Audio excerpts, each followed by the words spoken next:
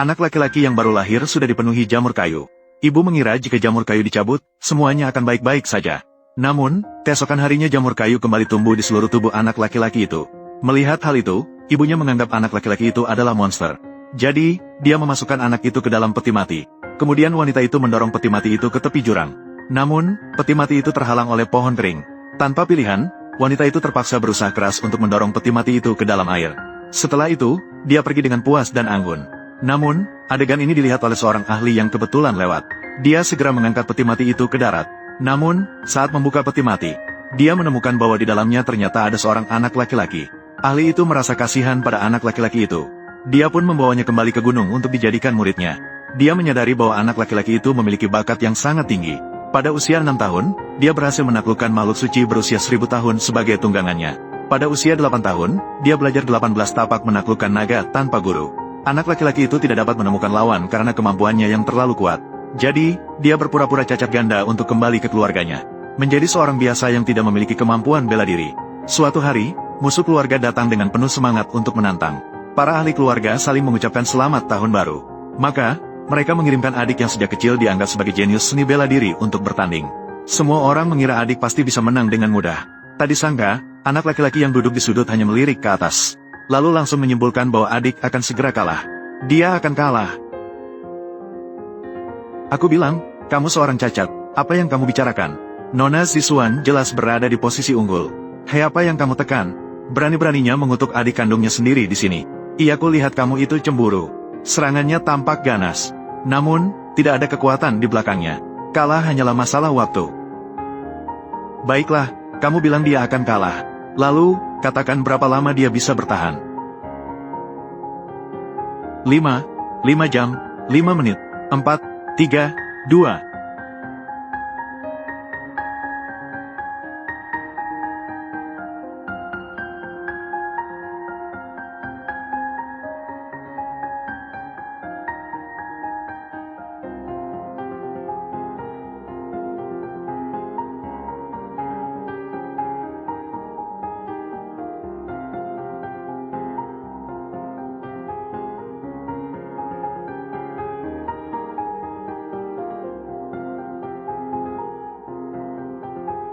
Itu tidak salah, pasti tidak salah. Tidak ada kesalahan sedikit pun. Penguasaan seperti ini dalam pertempuran. Tatapan yang melihat segala sesuatu sebagai bidak catur. Sungguh, apakah dia benar-benar? Pei Xuan, naik ke panggung. Xiong-lun, selamatkan aku. Apa, cacat ini benar-benar akan naik ke panggung? Apa dia gila? Adiknya baru saja dipukuli, hampir mati. Dia naik ke sana bukan untuk mengantarkan bantal. Xiong-lun, kamu tidak bisa naik. Kamu tidak bisa naik ke arena, Xiong-lun. Saya akan kembali sekarang. Keluarga Pei ini, kenapa tidak kembali? Ibu hanya ingin kamu selamat. Baiklah. Master, aku mohon padamu. Lepaskan Xiong-lun. Dia cacat ganda, bagaimana dia bisa naik ke arena? Apa itu keluarga Pei, apa itu status? Aku tidak menginginkan satu pun dari mereka. Master, aku memohon padamu, Master. Jangan berisik, sekarang lebih penting dari aku. Pertarungan sudah dimulai. Wajah keluarga Pei tidak boleh hilang lagi. Betul. Songwan, apakah kamu ingin membuat keluarga Pei menjadi kue kecil di seluruh Jiangsu? Ziswan baru saja dijatuhkan. Dia sebagai kakak, apa dia harus menjadi kura-kura yang mengendur? Ibu bangunlah.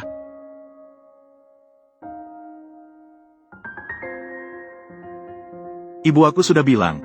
Aku akan mengambil kembali semua yang menjadi milikmu. Percayalah padaku. Tuan Pei, sebelum naik ke panggung, aku hanya ingin bertanya padamu satu hal. Apa yang kamu katakan sebelumnya? Apakah aku bisa dihitung? Tunggu sampai kamu menang, baru kita bicarakan.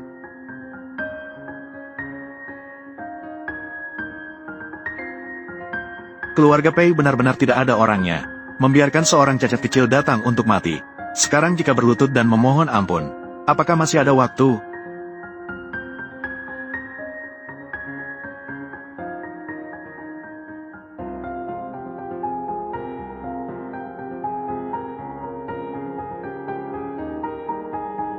Sapi besi ini, sama sekali tidak bisa menyentuhnya dengan satu tendangan.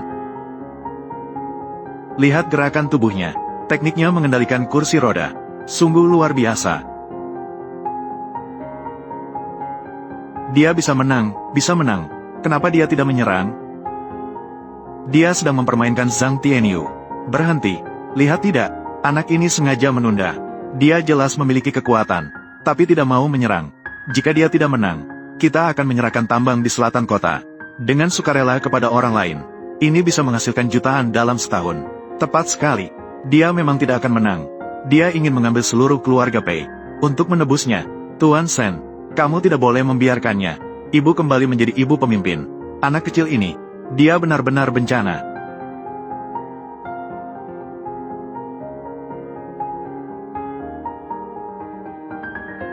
Pei Xuan, selama kamu bisa menang, saya memberimu 1000 tael emas, 100 mu tanah subur. Pei Xuan, sebenarnya kamu mau apa? Syaratku, dari awal hingga akhir hanya satu. Entah terima, atau baca surat. Kepala keluarga, cepat setujui dia. Tambang tidak boleh hilang. Ia kepala keluarga. Ini adalah kepentingan seluruh keluarga Pei. Selama kamu bisa menang, saya membiarkan ibumu, Xuan, kembali ke posisi ibu pemimpin keluarga Pei. Berani mengabaikanku? Datang. Pergi mati.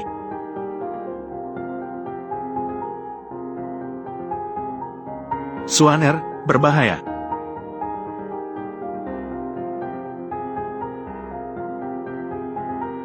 Xuaner. Mati saja, pasti sudah hancur menjadi daging cincang. Layak sekali. Seorang pemboros berani bersikap seolah-olah. Sekarang aku bahkan mempertaruhkan nyawaku. Apa yang harus kita lakukan sekarang? Xuaner dia. Ada yang salah. Dia tidak mungkin bisa hidup dengan mudah seperti ini. Sepertinya benar-benar sudah berakhir. Masalah ini tidak bisa diabaikan. Sekarang keluarga Pei justru menjadi bahan tertawaan di Jiangsu.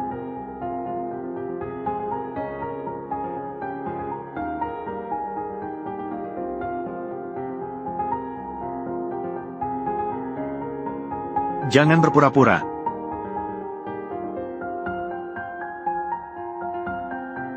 Ibu jangan takut. Selama aku ada, kamu tidak akan mati. Dia bahkan berdiri. Dia kakinya sudah sembuh. Bagaimana ini mungkin? Di mana orang-orang? Apakah mereka semua sudah mati? Kenapa tidak cepat-cepat melihat Tian Yu? Keluarga, tuan rumah, ada yang tidak baik. Tian Yu, meridiannya putus. Benar-benar hancur. Sulit untuk melepaskan dendam. Sudah disepakati bahwa ini adalah pertarungan generasi muda. Keluarga Pei kalian menggunakan cara yang begitu kejam. Jika hari ini kamu tidak memberikan penjelasan, keluarga Zhang kami akan berperang habis-habisan dengan keluarga Pei. Tidak mati tidak pergi. Anda jangan salahkan kepala keluarga kami. Semuanya karena yang kecil itu. Semua ini adalah keputusan Pei Xuan sendiri. Jika Anda ingin mencari masalah, carilah Pei Xuan. Keluarga Pei kami tidak akan campur tangan. Tuan Zhang, masalah ini terlalu cepat. Apa yang kamu katakan? Keluarga Zhang telah melukai ibu saya. Masih hidup. Itu adalah sumber daya manusia yang sangat besar. Berisik lagi. Yang berikutnya yang tidak berguna adalah kamu. Pei Chen Yuan. Baik, sangat baik. Inilah orang-orang dari keluarga Pei. Yang bernama Zhang. Itu karena putramu tidak sebaik orang lain. Dia pantas dicopot dari jabatannya. Ketika kalian melukai anggota keluarga Pei kami, selalu diam. Sekarang orang yang tidak berguna ini tahu takut. Keluarga Zhang kalian. Apakah kalian tidak bisa menerima kekalahan? Tuan Kepala Keluarga, Anda memberi mereka omong kosong. Binatang kecil ini, turun panggung tanpa izin. Sesuai dengan aturan pertarungan kompetisi. Dia sekarang sudah kalah. Benar. Dia sudah kalah begitu dia turun dari panggung. Tuan Zhang, Anda sangat mengerti. Segera umumkan. Kompetisi kali ini, keluarga Zhang kami menang. Omong kosong. Jelas-jelas itu adalah orang-orang dari keluarga Zhang. Yang pertama kali menakut-nakuti di bawah panggung. Pei Xuan turun panggung untuk menyelamatkan ibunya. Aturan adalah aturan. Tuan Kota, mohon Anda menegakkan keadilan. Tuan Kota, Pei Xuan turun panggung ada alasannya. Semoga Anda dapat melihat dengan jelas.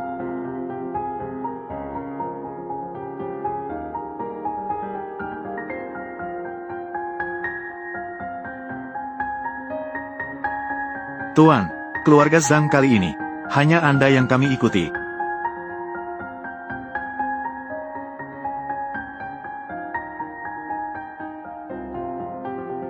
Tenang saja, kami ke depannya akan menjadi satu keluarga.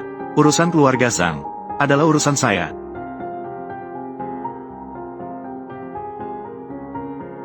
Kepala keluarga, ini Qian Dehai.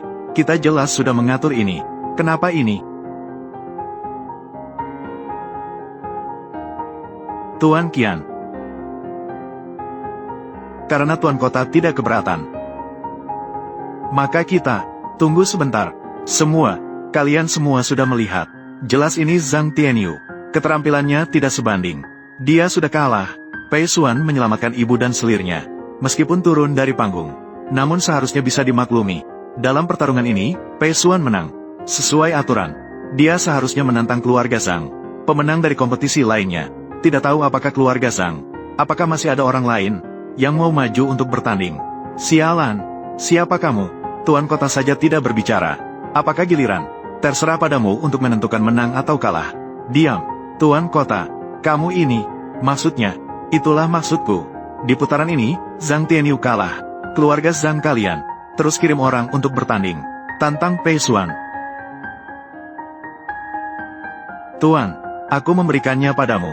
Apa yang dia katakan, jika keluarga Zhang kalian tidak lagi mengirim orang, maka langsung saja mengaku kalah. Sapu satu jejak, keluarga Zhang kami terus bertanding. Zhang Tianyu, tidak ada yang sebanding dengan Pei Xuan. Keluarga Zhang kalian masih harus terus mengirim orang untuk datang dan mati. Betul, sepertinya tidak ada yang bisa bertarung di keluarga Zhang. Jika kalah, lebih baik mengaku kalah saja. Siapa bilang keluarga Zhang kami tidak ada yang bisa? Tuan pemimpin keluarga, Pei Xuan menghancurkan jenius keluarga Zhang kami. Tangan terputus dan teracuni. Kali ini, dendam ini tidak bisa dibiarkan begitu saja. Zhang Xiaolin mengajukan untuk bertanding. Ini bukan keluarga Zhang membawa jenius generasi ini. Zhang Xiaolin, bukan. Dia ternyata keluar dari tempatnya. Zhang Lixing, apakah kamu masih ingin melanjutkan? Sudah disepakati bahwa ini adalah pertarungan generasi muda. Zhang Xiaolin ini sudah hampir 30 tahun. Betul, ini tidak sesuai aturan. Kami tidak akan menerima, tidak akan menerima, tidak akan menerima. Pei Xuan, mari kita buat kesepakatan. Pertarungan ini dilanjutkan.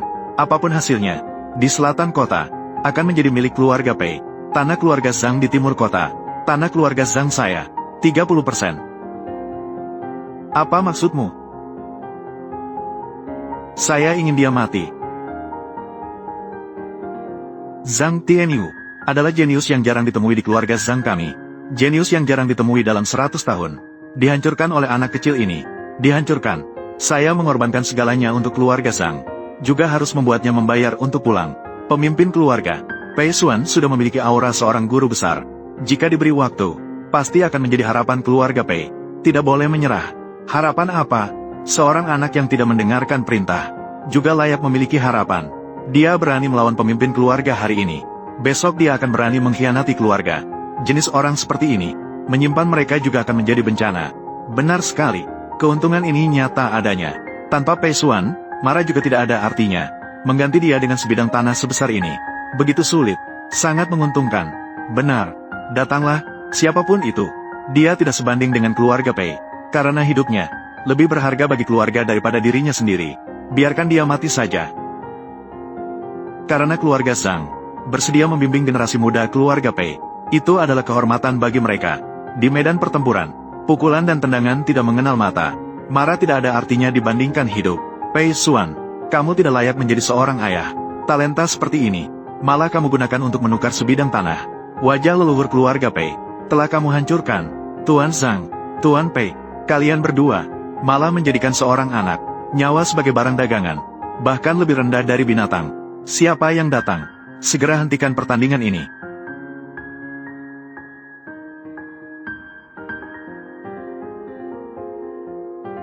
Tuan, kata-kata ini salah.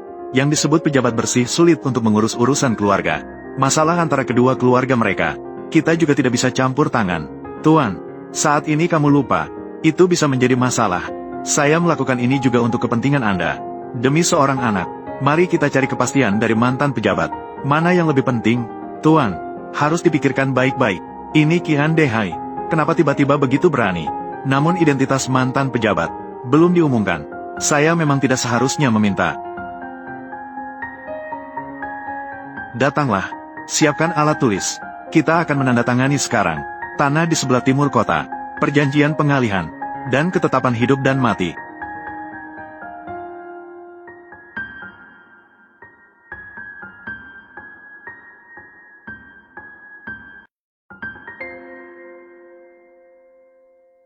Pei Xuan. Siap. Kapan saya pernah bilang, saya ingin melanjutkan pertarungan. Anak binatang kecil, sudah diambang kematian masih keras kepala. Masalah ini, bagaimana bisa itu ditentukan olehmu? Pei Xuan, ini adalah perintah kepala keluarga. Apakah kamu berani melanggar? Apa urusan kepala keluarga Pei dengan saya? Ketidakadilan terhadap keluarga Pei. Kamu mengira kamu itu siapa? Apakah Pei Xuan ini gila? Siap untuk langsung menyinggung orang-orang dari dua keluarga besar. Keluarga Pei bahkan akan meninggalkannya. Apakah ini tidak ada batasnya? Kamu sudah melawan langit. Berani sekali menentang kepala keluarga seperti ini. Pei Xuan, kamu benar-benar berani. Apakah kamu berani melanggar perintah kepala keluarga? Apakah kamu ingin membuat keluarga Pei menjadi bahan tertawaan di Jiangsu? Pei Xuan, kamu benar-benar keterlaluan. 300 perampok Han. Bisa. Syaratnya adalah, berikan kepada saya. Harus mati. Apa yang kau lihat padaku? Ibumu terluka oleh pengawal. Apa urusanku dengan itu? Atau memotong satu lengan sendiri, membayar harga untuk anjing yang kau pelihara, atau serahkan pengawalanmu, biarkan aku membutuhnya sendiri. Apa yang ku dengar? Seorang cacat yang ditinggalkan oleh keluarga Pei. Kau berani bilang agar keluargaku ikut mati? Benar-benar makhluk yang tidak tahu hidup dan mati. Pei Xuan, diamlah. Segera minta maaf kepada kepala keluarga Zhang. Ketidakadilan keluarga Pei. Zhao Yunxiao, aku tidak akan berdiskusi lagi dengan kalian. Kau benar-benar berani. Jika dibiarkan, akan menjadi bencana bagimu. Pei Xuan, pisau ini terlalu tajam. Melukai orang berarti melukai diri sendiri. Tidak boleh dibiarkan hidup. Baiklah, baiklah, Pei Xuan. Karena kau mencari mati, keluarga Zhang akan memenuhi keinginanmu. Tetua keluarga Zhang, Hezai, berikan padaku. Butuh makhluk kecil ini. Sekarang sudah baik. Aku ingin lihat bagaimana kau mati, pria kecil ini. Ayo lagi.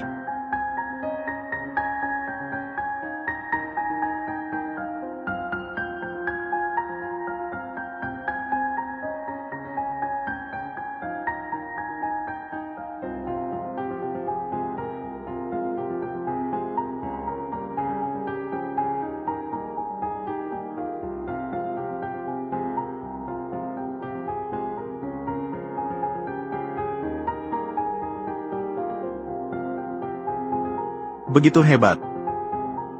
Siapa ini? Sangat hebat ya. Berpura-pura misterius. Ayo kita pergi bersama. Lepaskan dia.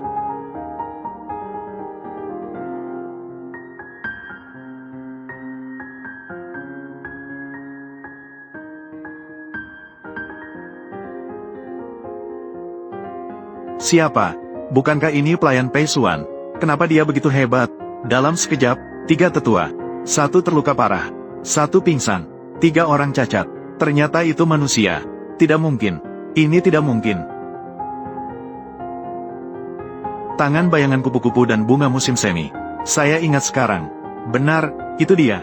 Dia adalah yang 3 tahun lalu menghilang tanpa jejak. Ying Sa King Luan. Apa? Ying Sa King Luan. Dia adalah yang sendirian. Gulingkan markas angin hitam. 300 perampok Han. 10 ahli terkuat di Jiangnu. Yang peringkat ke-7. Ying Sa King Luan. Ahli terkemuka yang legendaris ini.